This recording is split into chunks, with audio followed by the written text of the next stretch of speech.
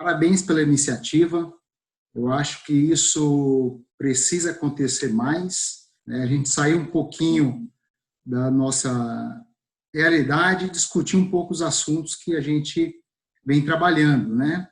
Como o Amarildo já comentou, a gente tem projetos aí para ser conduzidos, referente à utilização de silo bolsa, que tipo de silo. Então, ainda são dúvidas que os produtores nos questionam e nós precisamos estar atentos a isso para passar a informação correta, né?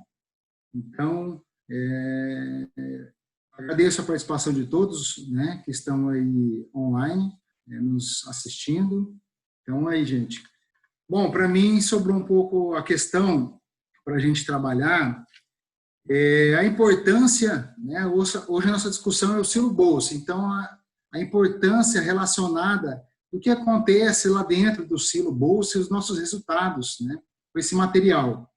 Então, a gente está vivenciando um momento no Brasil muito difícil, no mundo em geral, né, que é esse vírus que está alarmando as pessoas, né, contaminando, tendo mortes. Isso nos leva a pensar um pouquinho, principalmente quando a gente trabalha com produção de alimentos para os animais, né, que é a questão de saúde, a questão sanitária. Tá? Então, eu vou enfatizar bastante essa questão sanitária, principalmente relacionada a isso. Hoje, todo mundo usando máscara, lavando a mão e se preocupando aqui. Então, é um vírus que esse vírus ele prolifera, né, através de contato no ar, aí um espirro, uma tosse falando.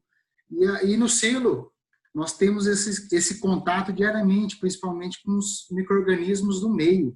Aí isso vai favorecer ou vai prejudicar esse material que a gente vai produzir, que futuramente será fonte, né, de alimento, fonte nutricional para a produção de leite, para ganho de peso.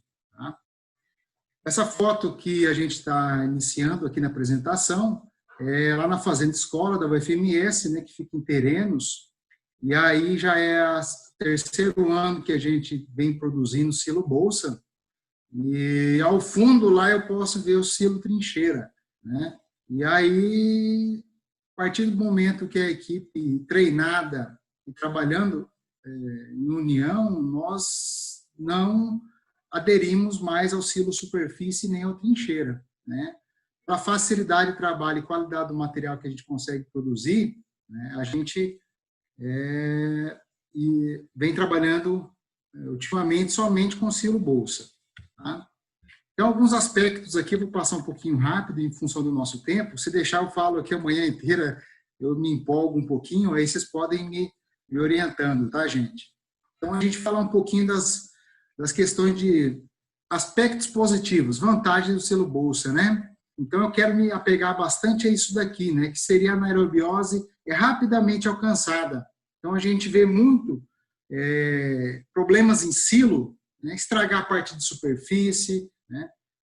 A 5, 10, 20 centímetros nas camadas superiores, a gente vê que o produtor ele perde muito com isso em qualidade e principalmente os animais em desempenho e resposta produtiva, né? Pois ele estará consumindo o alimento que foi estragado, né?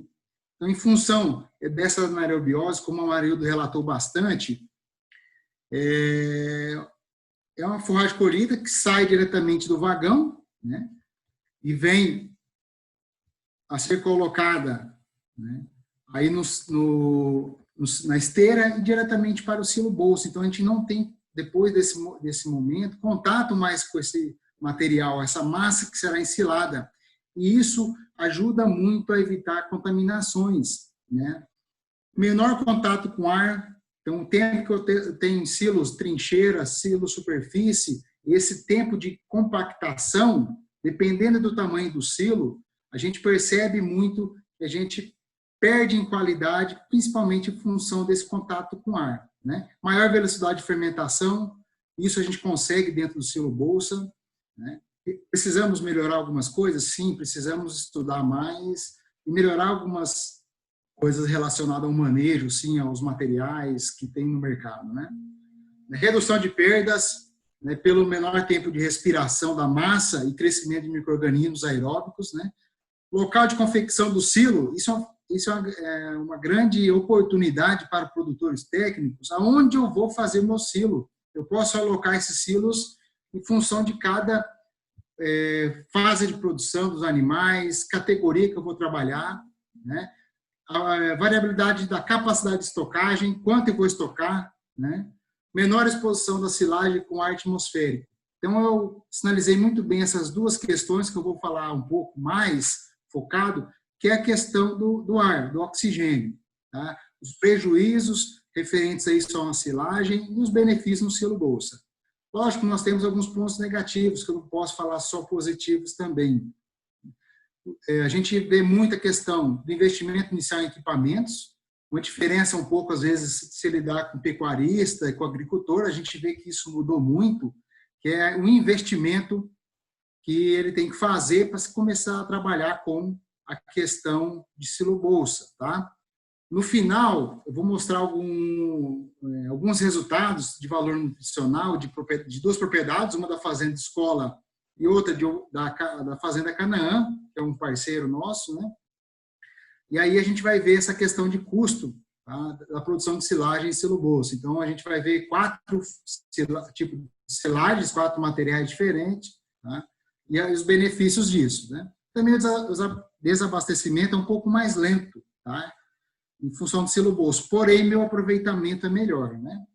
Então, gente, dentro do silo, a gente basicamente até ter o material, o produto em si, a silagem, nós temos aí 3 fases que acontecem dentro do silo, que seria a fase aeróbica, que é as fases iniciais, as primeiras horas, né, após o enchimento da bolsa, né, a fase fermentativa e a fase de estabilização, que a gente procura atender, buscar dentro do silo essa estabilização em função da queda do pH, né? Então, eu estabilizo o meio e aí eu venho a conservar.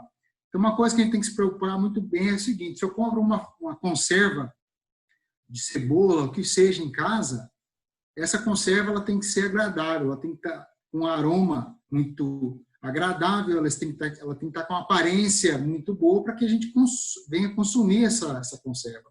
A silagem é da mesma forma. O primeiro que tem que olhar para a silagem e falar assim, olha, essa silagem está de excelente qualidade, de boa qualidade, somos nós. O animal em si, ele vem, consome, né? E ele não tem esse aparato, enfim, tecnicamente, em falar que está bom ou ruim, né? Então, gente, a nossa fase aeróbia, ela acontece, né, nessas 3 fases e ela é muito rapidamente, né? Assim, as primeiras horas nós temos aí algumas perdas com relação à ação de proteases, né, dentro do silo, e aí isso gera perdas aí de proteína que são transformadas em amônia, tá? Então, principalmente as enterobactérias, né, agem inicialmente aí no silo também, degradam aminoácidos e transformam isso em amônia. O produto final disso rapidamente é etanol, é hidrogênio, é gás carbônico, né? Depois da presença de oxigênio, temos a respiração da planta, tá? E o silo aberto, contato diário, nós temos mais perdas, tá? Principalmente em função do oxigênio. O grande problema do silo hoje, a silagem em si, é o ar, é o oxigênio. Então, quanto mais rápido eu conseguir retirar esse oxigênio do meio, mais rápido eu proporciono um ambiente para as bactérias favorecerem o processo fermentativo e estabilizar esse meio, né? Após essa fase aeróbica, vem a fase fermentativa, que acontece entre pH um pouco acima de 5, né? Onde eu tenho bactérias enterofermentativas agindo dentro do silo, elas vão quebrando esse açúcar, principalmente os, né, monossacarídeos e sacarídeos, tá? Em ácido acético, ácido lático, ácido probiônico, etanol, gás carbônico, e gera muito calor, né, como o Leonel falou. O que estraga, se tem essa perda de energia, é calor. As bactérias, fungos, leveduras agindo dentro do silo, elas estão gerando calor. E esse calor é perda de nutriente, tá? E aí, nesse período acima de 5, de 4,5 a 5, a gente vê muita atividade ainda de bactérias indesejáveis, né, como leveduras, as bactérias do gênero Clostridium, leveduras, tá? Algumas leveduras ainda agem nesse pH entre 4,5 e 5, tá? Então, por isso que a gente, às vezes, vai falar um pouquinho sobre aditivos, né, e como trabalhar com esses aditivos, né? Então, aí uma fase posterior, que seria a fase fermentativa entre aí pH 3,8 a 5, que seria a quebra de glicose em ácido lático, né? Isso pode variar em dias até semanas, aí de 7 até 30 dias, tá?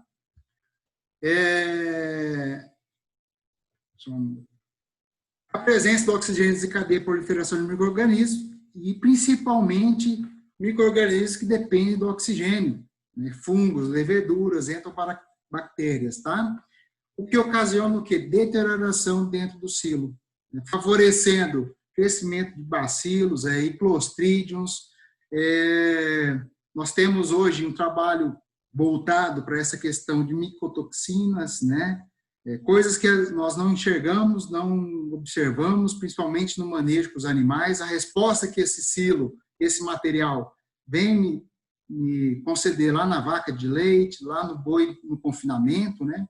E isso é um problema que muitas vezes acontece raramente. Eu vou mostrar um resultado de um colega que trabalha com a gente ali na universidade, avaliou, né, que aconteceu aqui no estado, e depois a gente vai comentar um pouquinho. Então, principalmente é relacionado à bactéria Clostridium botulinum. Então, a gente fala que acontece raramente, porém, quando acontece, o baque é muito grande, né? E esses cuidados nós precisamos estar levando em consideração. Então, o papel dos fungos na silagem, é micro-organismo aeróbico, né? Os grandes fungos que nós precisamos levar em consideração são vários, porém o fusário, o aspergillus e os penicillium são fungos que estão ativamente no meio, né? Então, eles estão, hoje a gente se preocupa muito no trato com a cultura, né? No milho, no sorgo, no mileto, hoje se trabalha com a escolha de híbridos, né? Que tem resistência à lagarta, hoje trabalhamos com inseticidas, e esses fungos estão no meio ali em função de ataque de insetos, granizo, ventos, né? Então, isso potencializa muito essa contaminação. O potencial de produção de toxinas, né? Principalmente cuidados com vacas leiteiras, principalmente vacas leiteiras de alta produção, elas são raçoadas o ano inteiro. Então, nós temos fornecimento da dieta, muitas vezes, de silagem, o ano inteiro para essas vacas. E algumas expressam alguns problemas dentro do sistema de produção que muitas vezes não observamos e não levamos em conta que pode ser aquele nosso volumoso que está contaminado, tá? E isso nós precisamos treinar muito bem nossa equipe na fazenda, tá? Essa conscientização da sanidade daquele alimento apto a ser fornecido ao animal, né? E esses, principalmente clostrídeos, produzem essas micotoxinas. As principais micotoxinas estudadas hoje, aflatoxinas e zearalenona, né? Que são produzidas pelos fusarium, tá?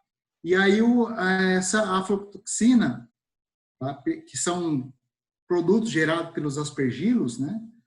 São toxinas cancerígenas, principalmente para os seres humanos, né? E a zearalenona, ela causa muito problema reprodutivo, tá?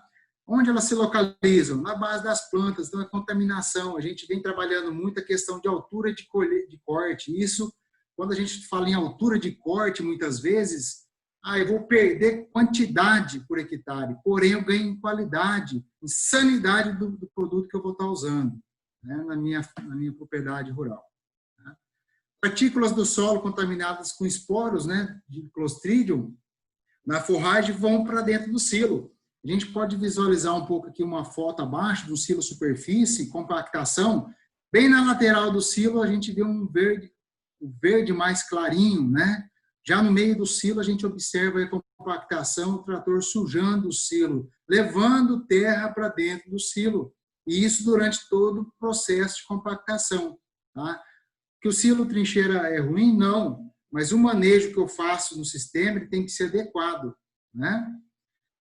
Então, essas bactérias do gênero Clostridium são extremamente anaeróbias, né? Vivem muito bem, elas suportam meio anaeróbio, tá?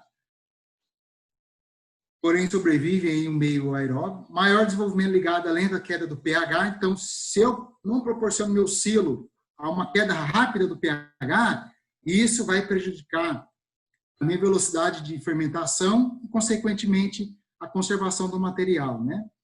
E aí a questão do nitrogênio amoniacal, né? Que aí é um produto final da fermentação, principalmente de bactérias do gênero Clostridium, de enterobactérias, né?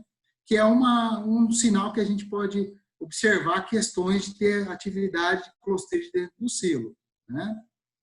Então, controlando as bactérias do gênero Clostridium, né? Como a gente controla isso, gente? pH aí abaixo de 4,3, né? O máximo que a gente pode trabalhar. Quanto menor o pH, melhor ficará a estabilização da minha silagem. É um dos, né, que a gente tem que levar em consideração. Bactérias do gênero Clostridium, elas são muito susceptíveis à pressão osmótica, né? A gente procura trabalhar aí com material ensilado hoje, por volta de 35% de matéria seca, tá? Evitar contaminação, principalmente com solo, poeira, água contaminada, esterco dos animais, são os principais veículos de contaminação das bactérias de gênero Clostridium, tá? Isso, e ter no meio substrato suficiente para fermentação lática. Então, a gente vai estar controlando essas bactérias indesejáveis, né? O que leva uma vida útil da silagem, gente. Então, eu consigo ter um prolongamento, uma conservação por um maior tempo, né, desse silo. E também a questão, por exemplo, contra a sobrevivência de leveduras, que é um outro problema dentro da silagem. Gera o grau de anaerobiose, pH, concentração de ácidos orgânicos, são que conseguir, né, controlar muito bem esse material, né? E assim a gente ter dentro do processo a produção de um material de qualidade, né, e conservado. Tá? As leveduras durante a ensilagem dependem de oxigênio, substrato, que são os açúcares, tá? E de inibidores do meio de fermentação, evitando cair queda, então elas dependem muito disso, né? Principalmente bactérias, gênero Clostridium, que mantém queda muito lenta do pH. São fermentadoras de açúcares e também de ácido lático, né? Elas transformam em glicose, em álcool, em etanol e gás carbônico. Isso gera perda de matéria seca e energia. Se eu perco matéria seca e energia, gero calor dentro do silo, estou perdendo nutriente. Tá? Favorece a oxidação do material, aí quando eu pego aquela camada, principalmente em silos, trincheiras, superfície está escura, ali teve oxidação, tive perda, aquilo se perdeu, queimou nutriente. Tá? São consumidoras de lactato, então elas convertem lactato em gás carbônico, água e calor. Tá? Dentre elas, aí a gente pode citar principalmente, né, as leveduras da Cândida, né, Anceluna, Picha, tá? E são deterioração aeróbica, então elas deterioram o meio, né, são muito dependentes do oxigênio no meio do silo. Então a gente pode ver aqui, ó, horas após a iniciação da compactação, o crescimento e desenvolvimento de leveduras e fungos. Então, ao passo que eu demoro a fazer a compactação, né, esse material exposto, eu tenho um crescimento acelerado de leveduras e fungos. O silo bolsa, uma das vantagens dele é essa, né? Eu não tenho esse contato do material com ar. Então, com a equipe bem treinada, o maquinário correto, eu consigo favorecer o quê? Retirada do ar do meio que vai ser trabalhado o silo. Como a Marildo mostrou aquele silo cheio de ar, aquilo é equipe, aquilo é o manejo lá na hora. E isso favorece, né, a deterioração aeróbica da silagem. Né?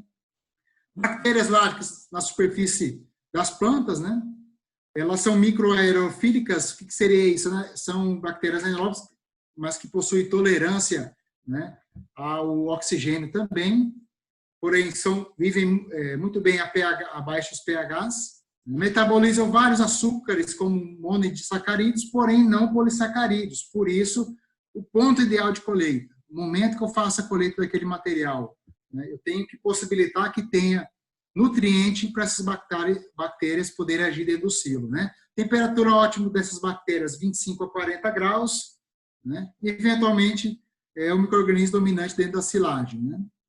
Aditivos para isso.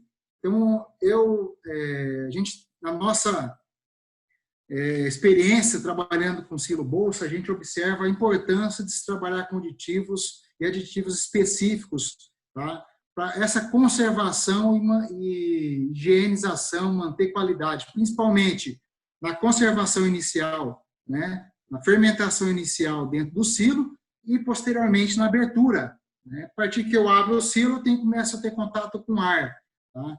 E alguns aditivos favorecem manter o meio, tá?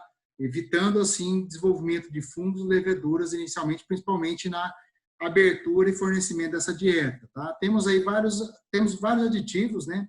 Principalmente porque a gente vem trabalhando muito com lactobacillus buchneri, que tem tido bastante resultado, são bactérias heterofermentativas, né?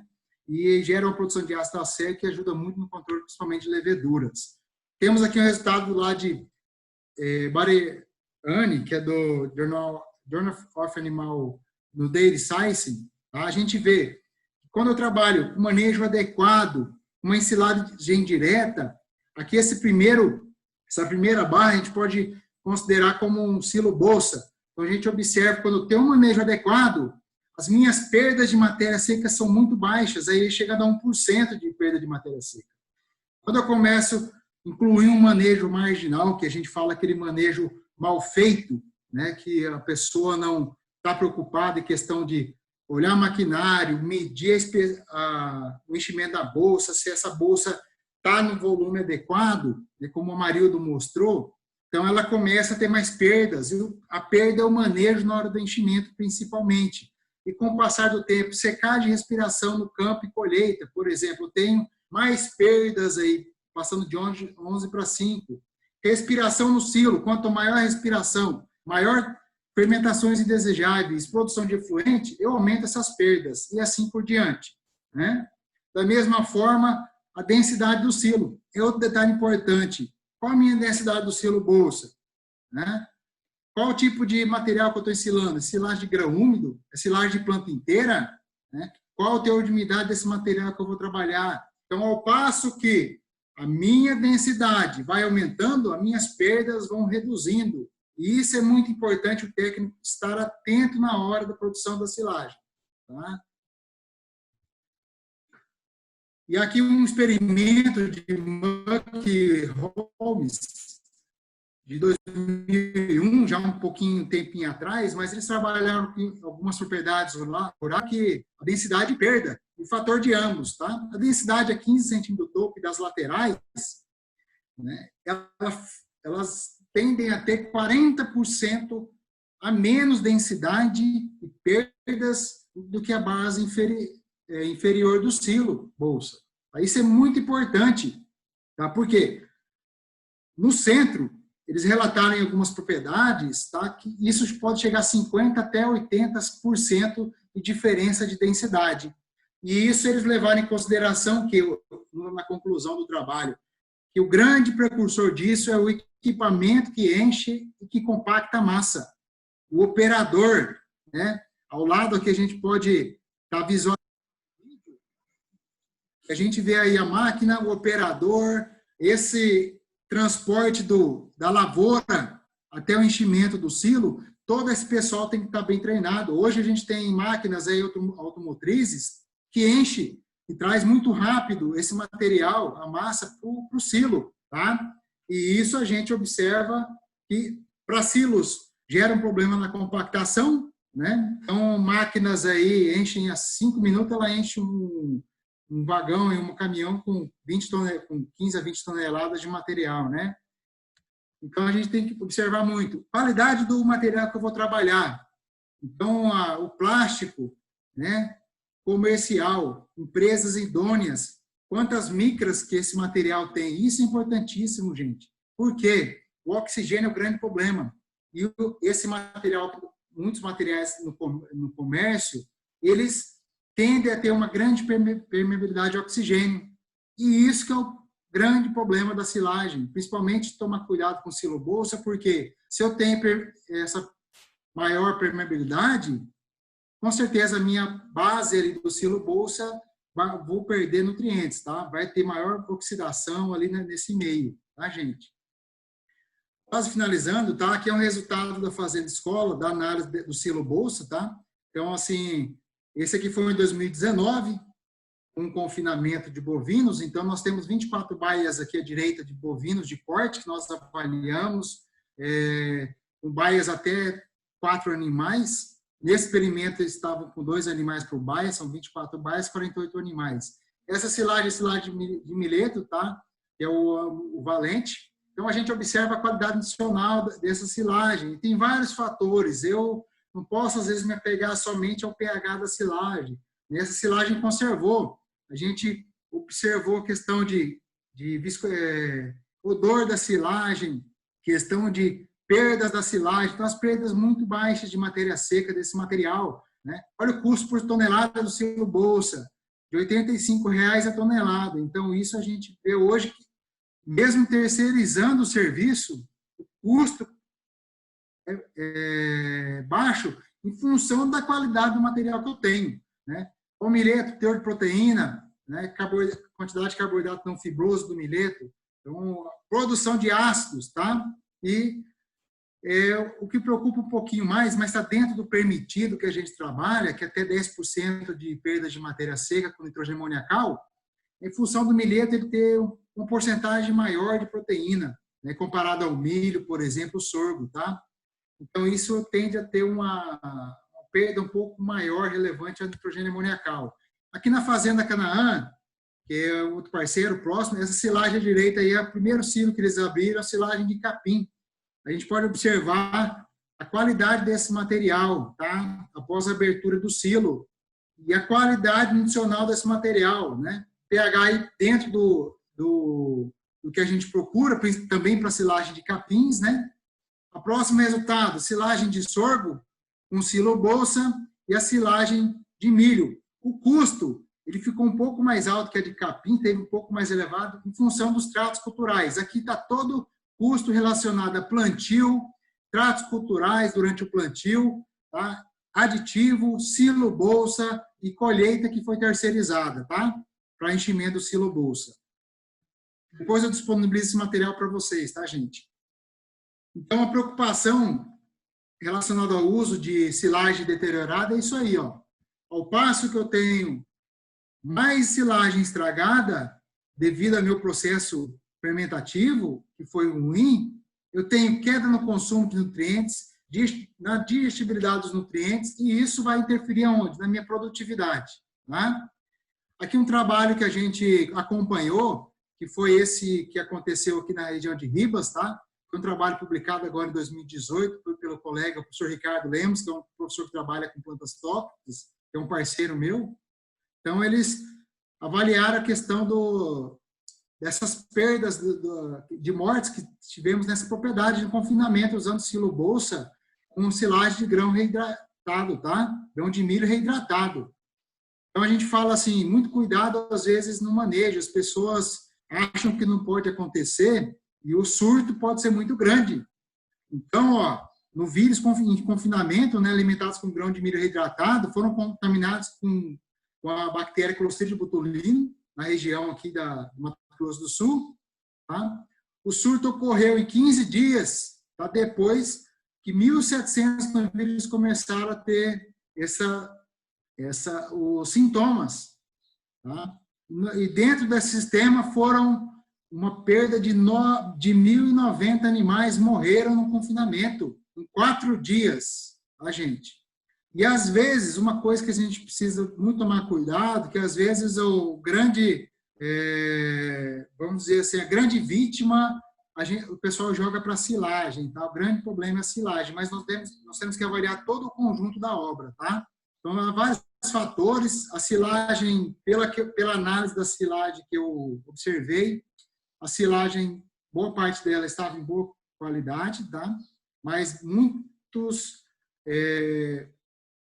proporções nos silos, muitos bolos tá? O pH nessas regiões do bolo chegou a 7 e pouquinho pH. Então, aí, meio favorável para a produção de clostrídio, né? Então, nós tivemos isso. Imagina uma propriedade perder mais de 1.000 animais em função de problema, né, na hora ou da fermentação. Então, a gente não acompanhou de perto o processo, tá, gente? Então, a gente tem que ter muito cuidado na hora de trabalhar com isso. Nós estamos trabalhando com produção de alimento para animais que vão virar produto de origem animal, né? E aqui uma coisa que em revista eu recebi até esses dias várias perguntas, o pessoal me questionando relacionado a isso, né? Seria volumoso conservado aí para autoconsumo em silo bolsa? Algumas pessoas vêm trabalhando, isso saiu em uma revista, peguei essas imagens numa revista, tá? Então, eu coloco muito assim, tem que ter mais estudo, né? Então, tudo que a gente for trabalhar, ter a ciência dentro disso, consumo direto no silo bolsa. A gente sabe que temos que preconizar qual que é o objetivo da propriedade e qual que é o processo sanitário disso tudo, tá, gente? Então, deixo essa alerta para vocês aí. Nós trabalhamos hoje, somos líderes aí em produção de carne, leite, né? De qualidade, então vamos pensar muito bem no material que a gente vai trabalhar. Então, nós temos ruminantes, ruminante tem que consumir forragem, né? E somos grandes produtores disso. Tá? Esses dias tivemos uma visita de canadenses aqui, e eles ainda perguntaram, né? Questionaram, por que vocês usam tanto concentrado em dieta, né? Vocês tinham que trabalhar somente aí, por grande parte da dieta com volumoso, né? Pelo nosso clima e condições de produção. Gente, buscar alternativa para evitar a deterioração durante a vedação e enchimento do silo. Tá? Silo bolsa, ele nos preconiza muito isso na questão de tentar manter a sanidade da silagem, tá? Por ter menos ar dentro do meio. O uso de aditivos na silagem é importantíssimo, trabalhar com aditivos corretos. Tá? Isso vai depender lá no campo, a cultura que eu vou utilizar, que eu vou trabalhar, que eu vou ensilar, né? Aditivos favorecem o controle da deterioração aeróbica no meio durante a exposição de ar, principalmente o uso aí de Lactobacillus buchneri, seria uma indicação, né? Equilíbrio na distribuição da forragem ao longo do silo, tá? Isso favorece muito a questão do silo bolsa, essa distribuição e onde eu aloco esse silo. E no manejo de desabastecimento, reduzir ao máximo o contato da massa com a atmosfera. Gente, é um prazer, eu finalizo aqui minha apresentação, fico aberto a perguntas e questionamentos, aí está meu e-mail, quem quiser algum contato, mais informações, Juliana, fique à vontade aí para as perguntas.